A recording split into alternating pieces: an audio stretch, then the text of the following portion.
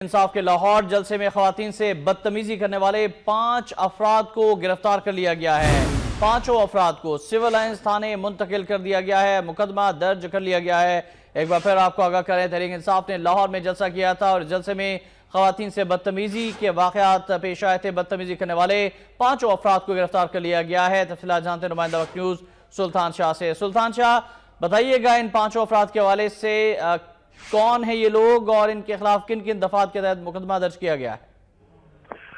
بالکل، پاکستان تحریک انصاف نے لاہور میں جلسہ منعقد کیا تھا چیئرنگ کراس پہ، جہاں خواتین کے ساتھ بدتمیزی کا معاملہ پیش آیا تھا۔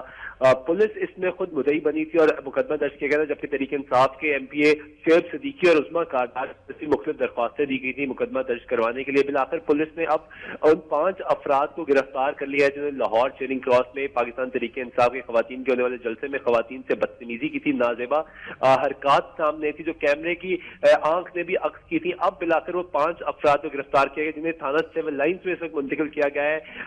پاکستان تحریک انصاف نے جلسے کا انعقاد کیا تھا چیئرنگ کراس مال روڈ پہ، جہاں پاکستان تحریک انصاف کی خواتین کے ساتھ نازیبا حرکات کی گئی اور اس کے بعد مقدمہ درج کیا گیا۔ اب 5 لوگوں کے خلاف تھانہ سول لائن سے مقدمہ بھی درج کر لیا گیا ہے اور ان تمام لوگوں کو گرفتار کر لیا گیا ہے۔ شکریہ آپ کا سلطان شاہ، آپ نے ہمیں آگاہ کیا کہ تحریک انصاف کے لاہور جلسے میں خواتین سے بدتمیزی کرنے والے 5 افراد کو گرفتار کر کے سول لائنز تھانے منتقل کر دیا گیا ہے۔